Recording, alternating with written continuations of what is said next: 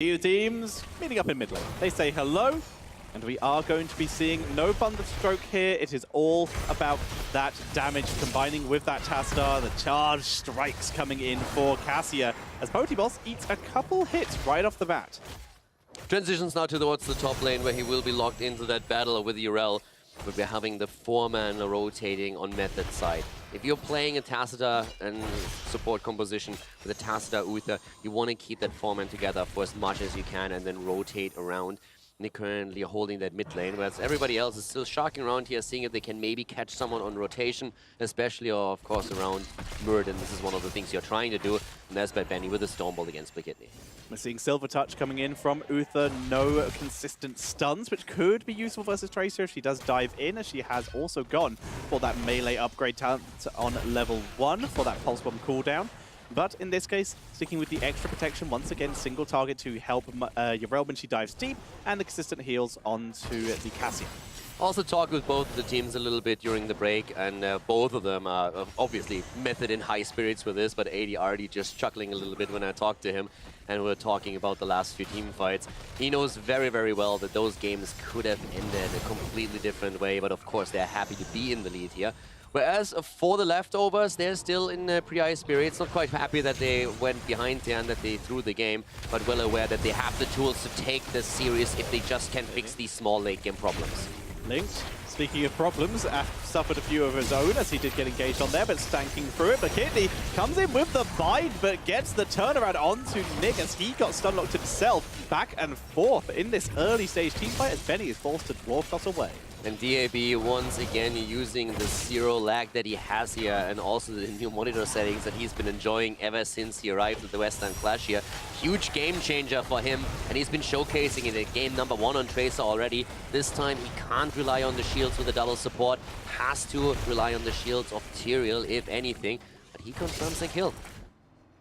Benny rotates to mid lane, soaking against Poti, who has been trying to double soak as best he can against Urel. Try and get double the XP, and as such, leftovers come out with a slight lead at the start of this game with that kill, and with Dahaka doing the double laning. And one of the things that Benny is of course going to try and do is just work these Stormbolts in. Once that you complete the quest, the most important thing is really that cooldown reduction that you get through your auto attacks. It allows you to be so much more efficient in these team fights later on, where you can get a couple of Stormbolts out to continue the CC there. The Pierce helps of course as well, so it's always important that you try to make that work. The first objective spawns. We're going to see a simple 1-for-1 trade in top lane. As leftovers, they know they have a global, so they're more than happy to be a little bit more patient, but they will want to move in soon, and as they do, Poti comes in, quick stun by Curson to prevent the drag. Yeah, this is one of those altars that you're very likely to give up if you are up against the Dagahaka. The one thing that you have to make sure is that once he burrows in, you're not getting dragged. If that happens, that could very well be an easy kill for your opponent on top of them grabbing the altar. But as we see, Method is currently completely fine with this. They're having a slight lead in shots on hit points on the core 4 leftovers, thanks to the 2 altars that they just secured for themselves. But still very, very early in the game here. It's Urel, already pushed up top lane. She's going to rotate as well to rejoin her team. See if they can make something cheeky happen here. Mobsy over very aggressive Elder into Might immediately finds the Thera Angel, who piles on the pressure, but he's able to back up. So far, nice little back and forth with only 1 kill in the game, and so far no more really even coming close to happening. Actually, Miss, if you already talked about it, if so, my apologies. We don't have the Lightning Fury build here, but Shark Strikes. And the Charge Strike is going to once again combine very effectively with those Tassadar shields, as they can go really aggressively into that hyper carry build. Less poke, more about the team fight. Of course, with that Surge of Flight as well, that Explosive Flight, then they are going to be able to get even more team fight damage out from that Cassia. You miss out a lot on the poke potential, as you already noted, and that can be an issue if you're really dodging around one of the altars now, trying to secure a better position for yourself. Yeah. But it definitely allows you, with stun setups, to get a ton of damage out there in those stacked up fights. That's something they're going to be looking for here. Nick gets attacked by the Pulse Bomb as Tracer is getting in once again. The Tassadar shield, of course, helping out massively with that. But Nick is in trouble. He gets the shield in the last moment, but Maiev moves in and secures another kill for the leftovers. Kill number 2. A little bit of assistance from that parting give to DAB. Dwarf Toss denied, but Bad Benny still being able to pull back. That's a big, deep dive coming in here. Cursed is dropped. Benny on the retreat, but DAB trying to pick up the kill, but the clutch heals from Ghost Uther able to keep him alive. They're just running over them. They are. Leftovers are literally running over Method at this point. They're saying, Method falls back into the fort and said, okay, boys, we're safe. Right, Leftovers like, yeah, just kidding, boys, we got you. The kidney needs to be a bit Optio? careful, though. They're going for it. Optio? He's just dying for the... They got the bell tower, Yeah. and they got the turn-in. So this is value. This is tactical dying here by the Tyrael, getting them that bell tower, getting them those extra shots as well. Was very well timed. Yeah, tactical feeding, like we call it. That's, yeah, I was trying to avoid that particular term. I know, that's why I threw it out. I got you, don't worry. Fair enough, as we see the push in bot lane. Jokes aside, I mean, obviously he sacrifices his life here so that they can at least get the bell tower. Later in the game, he wouldn't make a move like this. But right now, the death timers are still so low and the experience lead isn't really anything that you... There's not a crazy experience that you get out of a single hero kill. All of this is going to change once that there's more of a punishment for falling since the death time has increased. But for that early of a move, it was an absolute understandable decision on the side of Tyrael.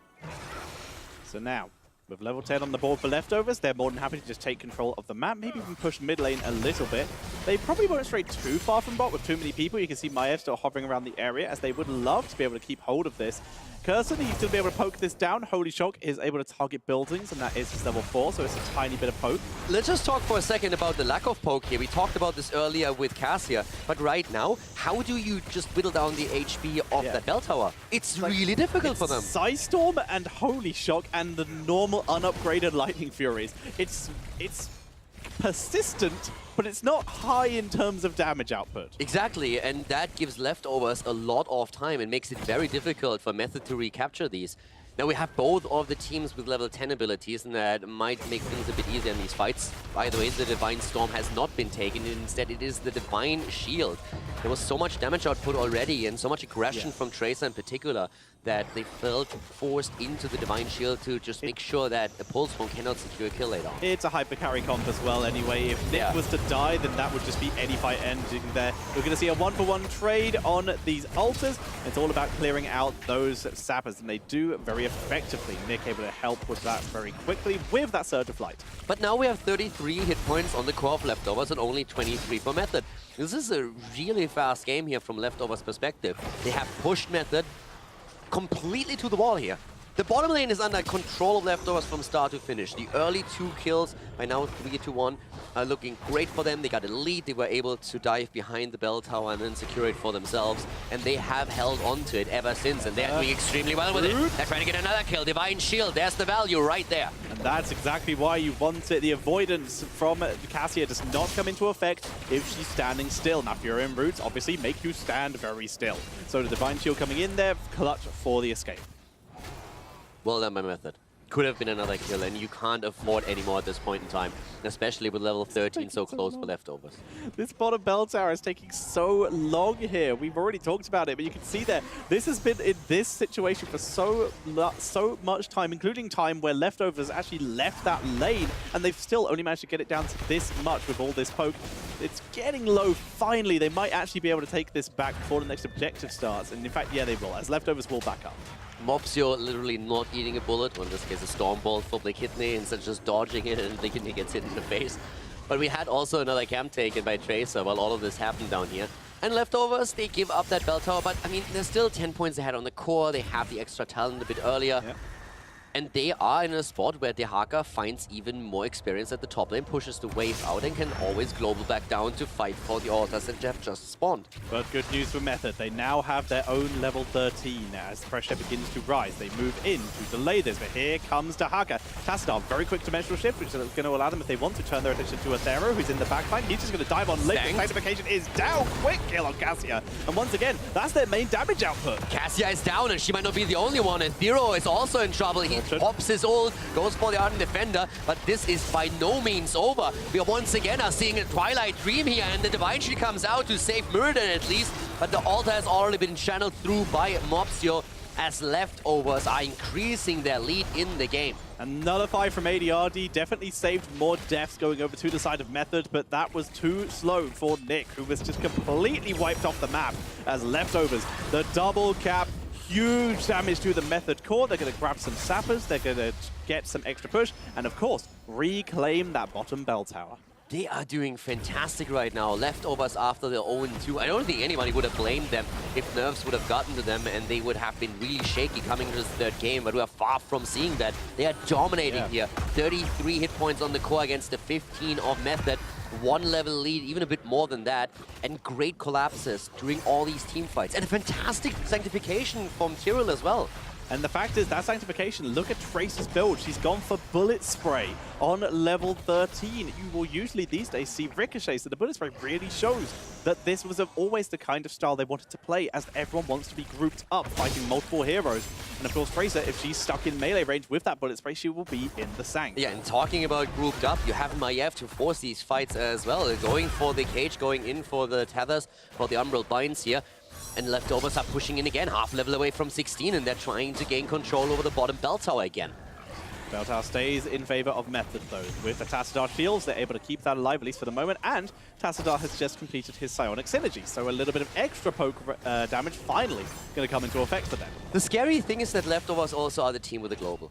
That's really something that allows them so much more macro play in the long run too, that in the late game, that could literally mean the difference of the Haka burrowing somewhere to an altar and channeling it through. Stormbolt hitting DAB here though, as we see Linked saving Tracer, getting the heals in. Method wants to force the fight before level 16 talents are into play, because they are facing a very difficult altar phase. 3 are spawning in 4 seconds. So Dahaka's just going to go for the one on his side, happy to trade top 1 for 1, as it is the 4-man down here. Nick, once again, is the target. No immediate hard engage. The Kidney is busy dealing with Bad Benny, and this is all a distraction for Linked, who's going to very simply, very carefully channel this through. As the Sank is dropped, Nick will escape, but Benny is a little bit isolated here. Speaking of isolation, if they're isolated, they get pulled into the Warden's cage. They're going in once again, and here comes the drag once more against Cassia. The Division is down already, and the Dream comes in and drops her. Benny on the run, so is the Thero, but there is no escaping Malfurion. He's the one who drops them both. Malfurion with a double kill here. Definitely a couple of kill steals involved in this fight, but now Leftovers are heading to the boss. Method is down to 7 points on the core.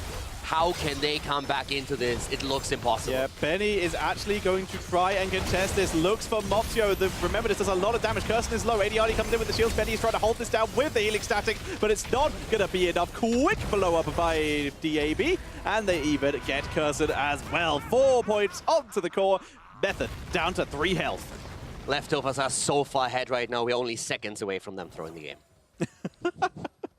I don't think so this time, Mr. Caldor. They look in control as they begin to start on this minion wave. They want to push up, as this bell tower could be the key to their victory. With Maiev already burning through some sapper camps, there is another sapper camp above them. They can try and push them for a full 6 if they want to. I guarantee you there's at least some talk in voice at this point. Okay, guys, we're so far ahead. Let's make sure that we're actually winning it this time. Well, 29 points on the core against 3. You're so far ahead right now.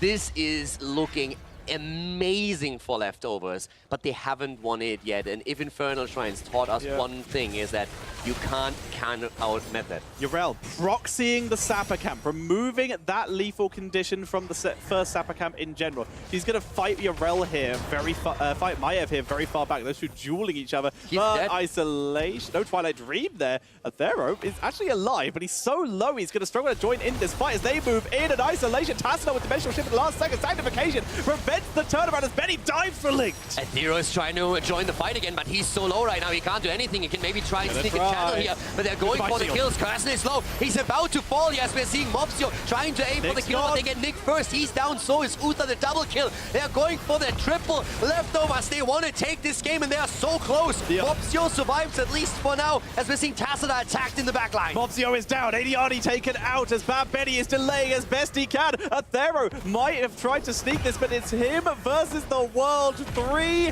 versus 1. Athero gets blown up, and Leftovers are giving us a series. We're heading to a game number 3, ladies and gentlemen. Leftovers with the B-steps and with a win, they take it. They have the game under their belt. Method this time not able to turn it around. 2 kills to 14 by the end there. Superb performance by Leftovers from start to finish. They looked pretty flawless in that game, and Method they were struggling to find their footing. They came out of that break swinging, there's no doubt about that. They absolutely ran over Method, and a deserved victory here for Leftovers as they put their name onto the scoreboard. And it's time to send you over to our analysis desk as we have a series on our hands. What happened to Leftovers over the break? What do? They have like a pep talk in the bathroom or what? Jeez, that was almost evil. What a game.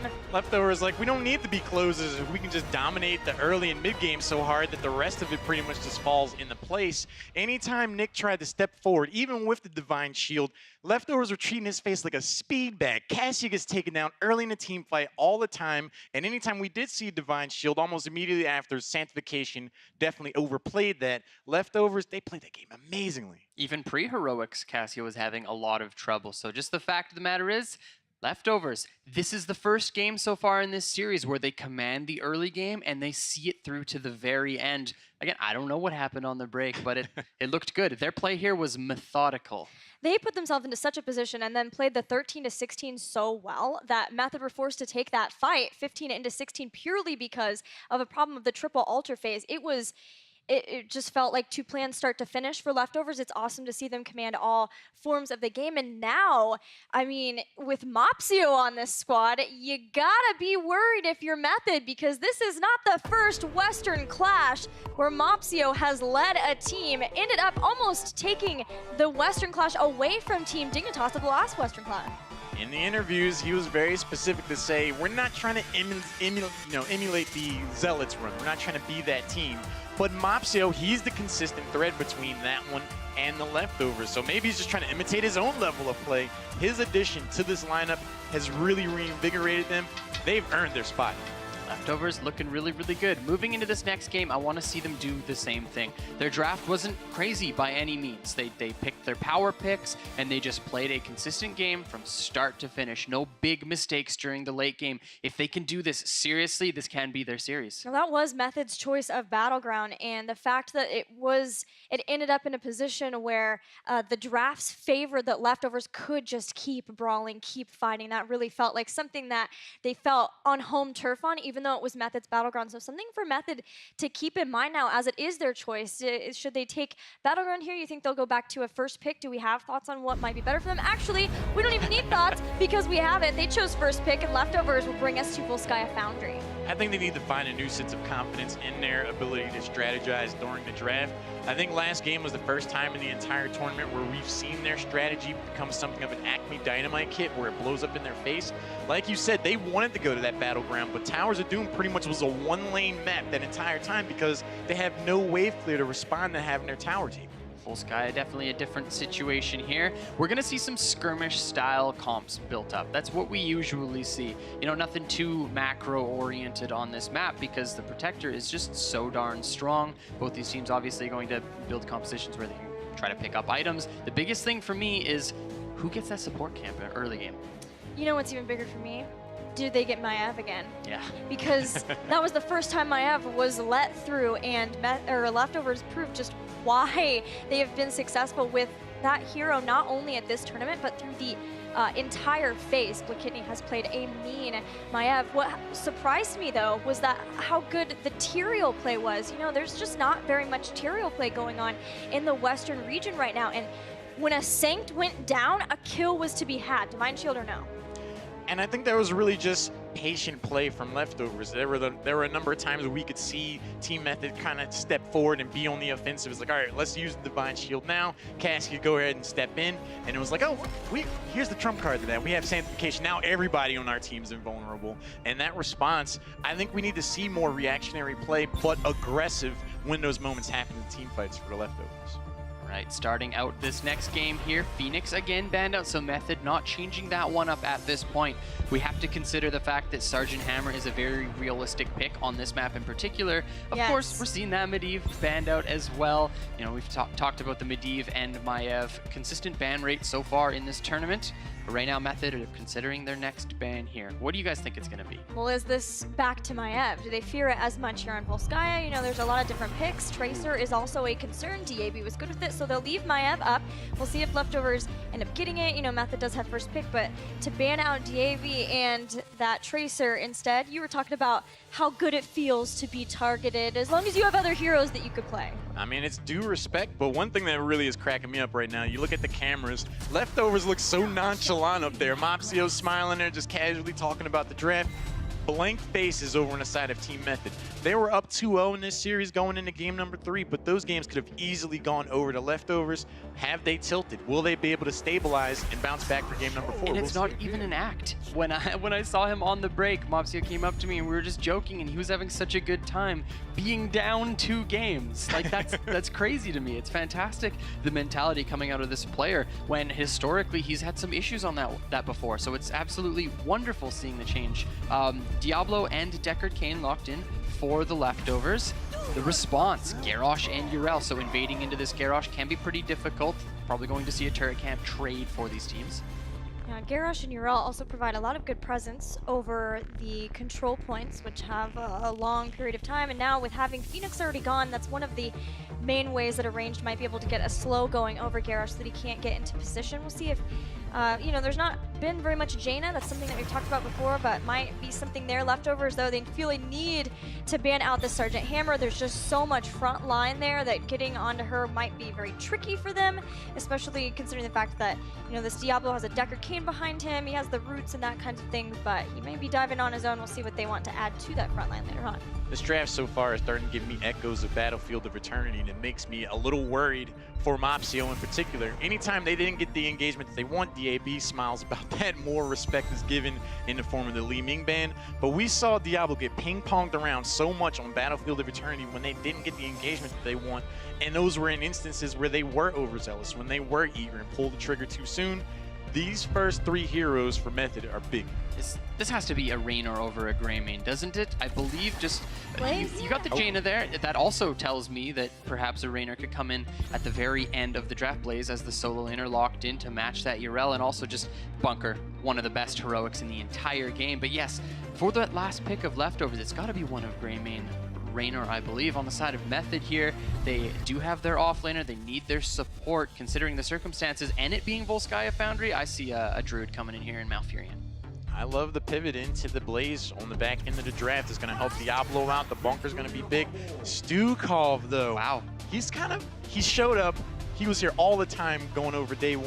Kind of vanished over day 2. I love to see him back here. Yeah, that's why I put the Malfurion over the Stukov, but of course, that single point of contest on this map, Genji instead. So they're looking to get onto that backline, perhaps because they waited to flex that range, looking to see if maybe there was a vulnerable backline target. You see that Junkrat, Genji likes killing rats. With this, We all do. as it so rats. turns out. Oh, poor Kala. Again, I gotta point out that Leftovers, they're just up there casually chilling, looking at the camera there, and they're just like, oh, well, this is a high execution comp. We lose this game, we lose this series, not worried at all. They've played this entire tournament with 0 pressure on their shoulders, and I think it's paying off for them here. Woof. I look at Diablo, Deckard, Blaze, and Jaina to have a different setup, lock people down, and then Genji to just run around this. And I think the way that Leftovers played this through, they're going to be very happy with this, despite what seemed like a choke on DAB and what he could play. It was sort of a pivot after the Phoenix too. But Method get the Maev. Maev has been very crucial throughout this tournament. And then also do get a Garrosh. The Junkrat's the one big question for me, but should have some availability for disengage, hopefully for the team, as long as he's safe and not in it. Any final thoughts? Just the Genji is the other point of pivot there for this matchup. You go in against a Garrosh, he gets the combination on you, a silence to follow up. You can't use any of your abilities to get out of this fight. That's going to be something that I'm going to be watching very carefully during this next game. Well, you've heard our thoughts on the draft. Tetra Caldor, what do you think about this game 4? Leftovers decided to try and keep the magic alive by channeling some Dalaran and bringing out the Jaina. It's squishy, but it does a lot of damage, and there's a lot of heroes that could engage onto her. I'm a little scared for that. I just had a laugh when I saw the Tracer ban. It's like typical DAB. Every single time on online, Tracer gets banned out against him. Now he's trying it offline a little bit. Finally happy they can play her once or twice, and then immediately Method shuts him down. So like, yeah, we're done. Yeah, and that's very reasonable. It's a situation of, okay, so maybe it won't be so bad. Maybe we can let him try it once. Mistake! As we are heading into game number 4.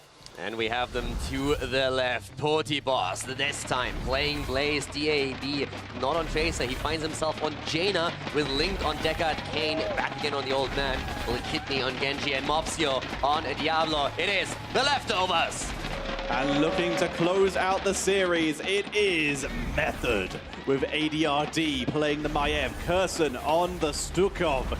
It is Bad Benny on Garrosh. Nick is bringing out the Junkrat, and Athera Angel is once again back on the Urel. I'm pretty hyped for this right now. The entire series was just fantastic to watch and really entertaining. We had those core calls in game number 1, game number 2, very clutch, very close. With leftovers, granted, overstepping a bit on Infernal Shrines towards the end, but they've really been cleaning up their act in game number 3, realizing that in the late game they can just take it a little bit easier, and it worked wonders on Towers of Doom, and it brought them back into the series. Now they find themselves on Volskaya, and we're going to find out if they can push it all the way towards game 5. Lakitni hovering around, shucks out a couple shurikens, dodges the groundbreaker with the greatest of ease. ADRD lands the tether as Lakitni dashes past, but it's not enough to finish off a kill at this early stage. We also have now with the composition here, Jaina of course in the mix, and she is actually a hero that a lot of people expected to see a bit more, but she of course has some downsides, and hit point pool and lack of mobility are two of them, and that's exactly what Athero tried to exploit here. They're going for Benny as well. The Kidney himself needs to be very careful on the Ninja as he moves back out of the fight. Genji, well, of course, is going to be the focus. It's like he has a global taunt all the time, but in this case was able to back out without too many difficulties. We see the fortification camps being taken by both teams in exact synchrony, as we are seeing no attempts so far onto the biotic emitter camp.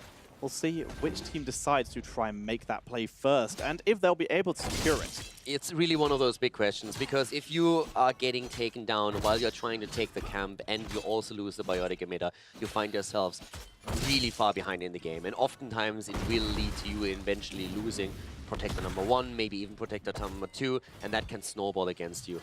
Well, Sky is a map that is very heavily dependent on the items that you can secure before an objective, and that's what both of these teams are now going to be looking for. Sensibly, Method leave Bad Benny around this support camp as if they were about to take it, and Leftover scouted this, began to poke him down, but Method were sneakily grabbing their own siege camp in the top lane instead. Blaze is already rotating up to the top, and this is looking more and more as if Deckard is already setting this up. They know that there will be eventually a fight over the emitter, and that's exactly what we're seeing. But Urel is still at the bottom of the map. Mopsio sees this. He knows it's happening. There's a steel trap in a wonderful position. It looks like they are pretty willing to give this up, actually. They have Genji on the left at the camp, and I don't think he would have been able to move there in time. Yeah, and we're going to see them leave it. Safer move, much safer indeed, as it does mean they're going to be down a healing camp, and Method actually a little bit ahead in XP, but we're going to see Leftovers attempt to make the slow play. If they can poke enough to force out the healing camp, that's fantastic. They have a much better time to camp. Linked is in serious trouble. He's going to get taken. Wait, what? Wait, what? Okay, there we go. Athero comes in from below, just bats him into the team, and that's going to be first blood for Team Method. Athero immediately get back in there, pushes him into the fight, and they take him down. But it was a great catch also by Garrosh. Bad Benny paying attention here, catches him, throws him into the silence of Stukov. And that's, of course, one of those terrifying combos that you have to watch out for. In this case, Link stepped out a little bit too fast, and they paid the price for it. Such a shame for Team Method, though. They, sorry, for Team Leftovers. They had such a good plan. They were trying to use that camp in the top lane, timing it well. They knew the emitter would be used to try and make the fight last longer, which means they would get more pushing top. Losing a member means the fight could happen and the control could happen while they cleared up the camp. So the camp's now gone. So that counter push is already out of the question. The Kidney is trying to apply pressure to Stukov in these fights now as he puts down the lurking arm and tries to create the silence zone. Mopsio really suffered quite a bit as he was initially the target of them. ADRD though far out as well. If they have a chance of locking him down, maybe with a jet propulsion, they could try and get a quick burst kill in there. But for now, Method is the team that reaches level 7 first and therefore has for a few more seconds the advantage in the team fight. Avenging that is charged up. Athera Angel jumps in, finds Blakitney. Those two will duel each other for a little bit, but remember, Blakitney is incredibly mobile and is able to back away. Two teams dueling for all they are worth right now, but a clutch pickup there on the Jaina. Once again, Method finding these individual kills with almost ease by the looks of it, as they're going to take down Mopsio. Throw Benny, is it off cooldown? No, it isn't. Mopsio is getting pulled back in by ADRD, but he's too tanky, too much health, and he might actually be able to get away with this. He might be able to get away with it, but the problem is that Method looks very much like they are going to get away with grabbing the first protector. And indeed, that's what's happening here. So we have 2 kills against 0 in Method's favor and the first objective under their control as well. It's a great start for them here. Started off with the biotic emitter that we're able to grab, and now they're transitioning to the top lane to prepare for objective number 2. And with that protector pushing in the top lane, that is going to be difficult for Leftovers to defend. In fact, so far, they've not set anyone to defend. Too busy cleaning up that mid lane, as that was pushing against them as well. They know that this protector will get structures. They're happy to just wait down the duration a bit, let the towers deal with it, and they're not going to join in. Once again, Blakitney, good deflex actually, using the protector minigun to burn that down a bit. They haven't taken the fountain yet, but this is usually the goal that you are going for. Sometimes we've seen team push in a bit later with a quick 3-man rotation to make it happen, but it's certainly the leading experience that ends up in their hands. And the rotations are happening towards the bottom of the map. Urel is on her way, we have Junkrat also on the same rotation, and Blaze is the one who's going to try and meet them here. But they hold on to at least the top lane fort. We're seeing Ice Flows coming in for Jaina. That extra cone of cold whip and the cooldown reduction going to increase her damage output overall throughout the fight without limiting her to single target damage with that Q-based build. Yeah, it's actually a bit of a surprise here. We still see most of the time Frostballs prioritized a little bit more heavily, but the adjustment here on the side of DAB with his mage style. Now we have more camps taken. It's all about item control for the Necken's face. The 10 is there now too, and that means that we can see more plays around Taunt with Garrosh in particular. But we also have Containment Disc now on the side of Maiev. So Leftovers needs to be careful, because if Maiev gets close enough, it can be a setup for another kill here. So Containment Disc online, you have to start to wonder, is it worth the flailing swipe as opposed to the Massive Shove? Massive Shove has usually been the pickup this tournament, but the flailing swipe here, if you can time it with the end of the Containment Disc, you can get yourself a cheeky little isolation play. Question is that what they're going to go for, or are they too concerned about the safety of Stukov? They are indeed. They're going to stick with the Massive Shove. Double isolation is still pretty good. Yeah, go for the shove here.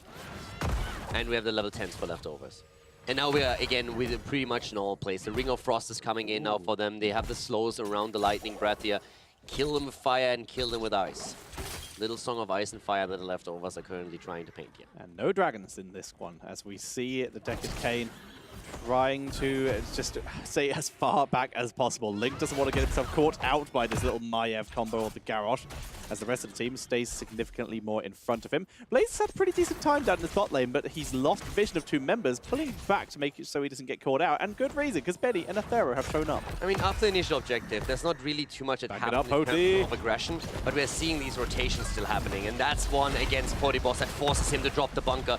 They're moving away now that they've burned the cooldown, but there is still a bit of a chase potential that we're seeing with DAB and Blakitney coming in, but they won't be able to lock anyone down. Even a Containment Disc is being thrown out though, so Method is going for this. They use the taunt, but Genji X strikes out. Stay a while and listen. Riptide comes in for the counter though, as it's back and forth all the way. The Ring of Frost is a great follow-up, and the Biotic Emitter is dropped as Mopsio being focused down here. Good knocker with the Groundbreaker, and Mopsio is the one to fall. They take him down, only one Biotic Emitter used. They still have so many items here, but what a great setup we just saw from the stay a while listen into the Ring of Frost. But even that did not help them to get a kill, and Method is looking stronger and stronger in the game. They have the 2 turrets, they still have a Biotic Emitter, and they are in a position where they can easily make the plays for the objective at the top, especially since they're only half a level away from level 13 talent. That was less of a massive shove and more of a very minuscule shove here, as we see a nice knockback from Athero, as the chase is still going on. A nice Indomitable from Benny, and ADRD with the Containment Disc allows Benny to escape. But the red is at the top and is starting to take the objective. Yeah, good throw. Mopsio in so much trouble right now. He has no souls and he goes down. Great kill here by Method. Diablo double death syndrome as he goes down for the second time without any of those souls. And that means he's down for another 16 seconds with the objective already being channeled by Junkrat. The rest of the leftovers, they remain grouped up. They're going to grab a turret so that once Diablo is back, they can at least try and make a play. But they're still going to be without their level 13s. They haven't gotten a kill yet. They are 0-4 in kills. They're level behind, and it's all about the second protector now. Look at that positioning by Nick on the picture-in-picture. If anyone was to come near him, he's got a route in front of him. He's incredibly hard to engage. He's got the concussion mine as an escape route. It's positioned so well. The only reason he moved to the left is because he got an AFK warning. It's also like due to the fact that he got vision, the fact where everyone was due to that camp being taken, so we knew he could get a couple seconds of poke into destruction. I heard Junkrat bot is pretty strong. Junkrat bot, I have no idea. As we see the protector being picked up, Junkrat in the driver's seat, it is Stukov in the passenger seat, and for the second protector, this fort will, in the top lane, will certainly fall, as another biotic emitter is being stolen away by Method. Method controls this game so well now. They control the items, they have the push. I mean, with them going for the camp, it at least allows leftovers to put some easy damage onto the protector itself and even hold on to the fort for a few more seconds. That's literally a hit point that we're seeing here right now. The problem still remains. Method is increasing their lead. They take control of the items, they push Urel down to the bot lane so they can soak a bit more experience. And for leftovers, it will be difficult. They're probably going to try and force a fight around level 13 talents, so now once the protector expires, because if not, they have to wait for level 16 to make any plays here. And that could be a huge deal. They're going to begin to move in. Protector with 19 seconds left as Genji goes in very aggressively pre that protector expiring as they're looking to try and make the play. But Kidney, though, very mobile, is able to try and make these dancing plays. Containment is already used very early on Diablo underneath his own fort here. If anything, that saved him, because Benny already got the stun and wanted to go for the throw here. Mopsio. So that was good for them. Mopsio is still alive, but he gets rooted into the ground with a virulent reaction. Here comes the Ring of Frost. They're trying to go for Stukov. He's nearly down, but Benny saves him. A clutch taunt by Benny, and that is going to be Method in the retreat here. But leftovers, they really want to make a play. I love that engage from Mopsio, using a minion, looking for the overpower play. Lightning Breath, stay one, listen, X-Strike, all these tools still available as they begin to dive back in. Mopsio with the full engage, Lightning Breath onto the backline, and Cursor is deleted by Blakitney, who's looking for Nick, diving into tower range, deflect for the kill, and X-Strike for the escape. He gets tossed in for the counter kill, and the fort takes down Blakitney. Benny once again with a place here. They get Genji, but it's still a 2-for-1 trade in favor of leftovers. They want more. Method want the turnaround. Ah, Mopsio. Reinforcements, friends are a good thing to have. Yeah, it definitely is. But right now, it's again 16 that we're seeing for Method. It's so close, and leftovers got 2 kills. That was important, but with them losing Genji, they're still not able to really close this experience gap. At least they're only 1 level behind at this point. That's a gap you can close towards the next objective, especially since they still hold on to 3 turrets. It isn't too bad, to be honest. The biotic emitters were used or lost in the last fight on the Method side, so they still hold on to a couple of turrets here. But Leftovers isn't too far behind when it comes to item control. But they are still behind in terms of XP, a full level behind to be precise, as they're trying to find XP wherever they can. They know bot lane's about to be pushed up. See 2 heroes heading down there. Mid lane, Genji can safely at least body soak that once it pushes up a little bit. He's going to be able to get the XP there. Blaze waiting for the mercenary camp, more XP there. It's all about catching up and getting that level 16 for leftovers right now. Yeah, they're easily going to get it, but it's definitely something that they have to use to win get a few more kills at least. Or they're going to time it again. Very interesting. They're going to try and time it to get the extra push value, because once again, Method have pushed up with their camp very early. This means that even though they're not going to be able to defend it under towers, if they can time this with their minion wave, their push might gain more value and push while the objective is active. So actually trying to go for an engage here, but doesn't catch Yardi. Here comes the counter engage on the other hand. He dove in a little bit too deep, and Benny is trying to punish him for it. They are forcing the fight now, but Blaze is not there yet. He's rotating in as we speak.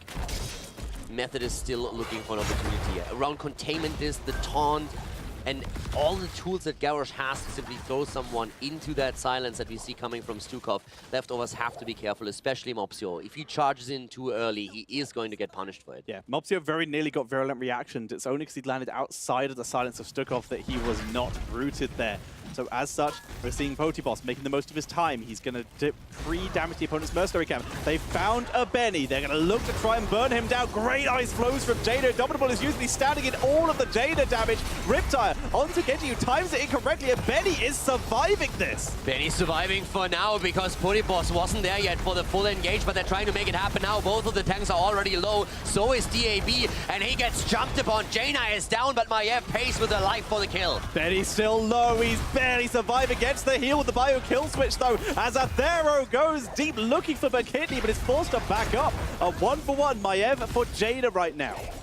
And again, they're looking for a potential follow-up, but problematic here still that Method simply taps the fountain and is looking to re-engage here. Benny survived throughout all of this. It was so close. If he falls, that would have been fantastic for the Leftovers and a potential turnaround. But this is still the front line that we're seeing for Leftovers. It is a strong one. Diablo Blaze supported by Deckard Kane as they're going in, but they're waiting for the damage dealer. Moptio, he's stuck on the conveyor belt. He's in trouble as Bakidney goes into the backside. It's going to buy Moptio some time here, but he's caught in the virulent reaction. But Bakidney has all the freedom in the world. Good massive shove torch onto Genji. They can kill him. This will be huge, but there's the deep lane. Good wall breaker though, and Bakidney backs up. He backs up for now. We have the lightning breath again, and he's using it immediately. Bo5 missing the charge on the other hand. No stun, forced to drop the bunker here as we see Bad Benny again throwing him in deep underneath the fort. Jaina is back to business, but so is Maiev.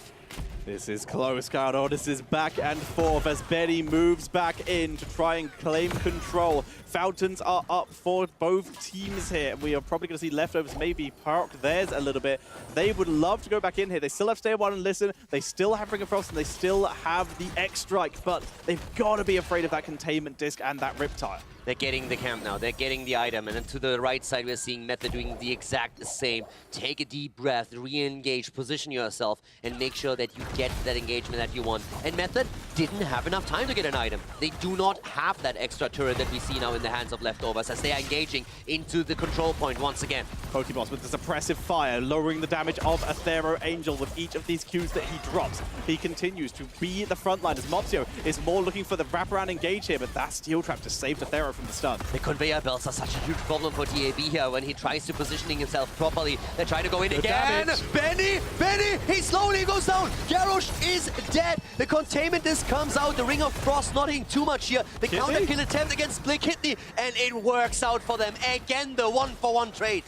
It is the tank, though. The front line for Method is missing. And yeah, missing that Genji damage is a big deal, but you still have DAB. Right now, there's so much pressure on Athero's shoulders to frontline for his team. Look at this. Moptio just wraps around, tries to skip Athero Angel to look for a target here. As DAB also runs very far forward. Stay One Listen onto the Yrel, but the turret wakes her up. And they go for DAB again. Yrel the entire time looking for Jaina, and he finds the engage once more. Deckard at the start was able to save her, but this is the problem. Jaina's hit point pool not having the ice block yet, and she falls once more. Method is half a level away from level 20. They have Garrosh back in only 8 seconds, and they are looking to claim another protector to push with them. 79% to 50%. Genji's up in 7 seconds. It's feasible they could move in and delay, but it's so unlikely with level 20 just around the corner for Method. One death would be disastrous, as it would be a protector with 20 push. Instead, Leftovers, they give it up. They move for the support camp and pick up a biotic emitter of their own. This is going to hurt though. They have a lot of forts still on the map, so this is definitely something that's going to help them to slow this down a little bit. But the problem is still that Jaina is just so volatile against the aggression that comes from Yrel in particular. And of course, Maiev. She has Ice Block now, though. She has her protection tools, so she's going to be able to try and protect herself at least a little bit. But right now, this protector is moving in. And it is a level 20 versus 19 push. 5 versus 5. Leftovers are going to have to put up the defense of their lives. One mistake and Leftovers are out of the tournament. If they make one mistake here and lose a hero or two, then not only the keep will fall, but also the core. Method is playing it slow. They're trying to look for that engage. Benny had fantastic plays on Garrosh and is looking for it again. If he can find it against any of them, that will be a disaster for the Leftovers. But so far the defense has been good, but here comes the taunt. Huge damage. Genji X-Strike stays himself, though, and a quick attempt at the blow up. Bakidney is able to escape, and Adiardi with the amazing Vengeful Spirit escapes, but Poti does Does he have bunker? No, he doesn't. He used it earlier. He's on the run, trying to escape, buying team some time. Nathero will give chase. When's the next dash? Bo5, run! He's So dead. There comes Urel. But they hold for now. They hold. They want. Method is not going to be able to end with this. They're trying to get at least the keep here, and so far it looks like they might be able to get that done, but we still have leftover starting to get the experience towards level 20, and as long as they can stay in the game, as long as they can survive now, it's still okay. Protector has expired. Containment is from over the wall. Cheeky play by ADRT. That would have been a disaster, but if they were able to dodge it, no one goes down. And let's talk for a second also about Genji. Him surviving was actually crazy. He wanted to go for the kill against Maiev, and he nearly got it against ADRT. That was a fantastic finish here. Also, welcome to all our friends from Hearthstone that just joined us here on the stream. You guys are currently watching, potentially, the last game in this series between the Leftovers and Method, as we had absolutely fantastic games between the two of them. And we can only hope that we're going to end up on a 5th map, because this series was a pleasure to watch so far. Leftovers would love to agree with you, as they have just hit level 20 and Blaze has just respawned. All the tools are available. They're down a keep. They haven't taken a single fort yet, Kaldor, but they still a chance. Look at these 20s though. You have Ice Blink. That alone is already worth so much for DAB now. Finally another survival tool. We see the same also with the Hellgate for Diablo. And let's not forget especially about the Endless Blast that we're seeing from Deckard Cain. Sieging up on those positions, trying to get the Protector right now, that's going to be a huge asset for Leftovers in those late game fights. They have those sustained tools, but also what we see is potentially the most important talent in this lineup, the living weapon coming in for Genji. These fights have been so grouped up, but Leftovers have been very vulnerable to their own cooldowns. In this case, if they can get some good X strikes, then this could be a game-ending heroic. Cannonballs the entire time coming in here also from a Junkrat, trying to make sure that he gets that poke damage in, and he's just continuing to do exactly that. Leftovers have to be careful, especially the backline. Bottom lane is pushing, as we're seeing Leftovers with the attempt to make the play for the Biotic emitter. Here comes ADRT. Vengeful Spirit's gonna let it return. No immediate dive. Urel also hovering from above. DAB has eyes on him. It's a slow one. It's a slow fight here. Benny It's a toss. throws them back. And Theo in the backline and immediately getting attacked here. And Theo needs to be careful. He already pops ult and moves out. Tries to go for it. Here comes the double stun. Nice save again. Benny with the place, but he himself, he falls. Riptide for the counter. The Ring of Frost. Nice Seraphim from Athero. He backs up, but that kill on Garrosh is huge. Healing Pulse acquired by Leftovers. And Ardent Defender still in play. It was a little bit too soon to call that in the last fight, but yeah. It was pretty well done here by Benny, once again saving at least his ally, but he himself is now starting to struggle a little bit because that damage is so much better coordinated for Leftovers.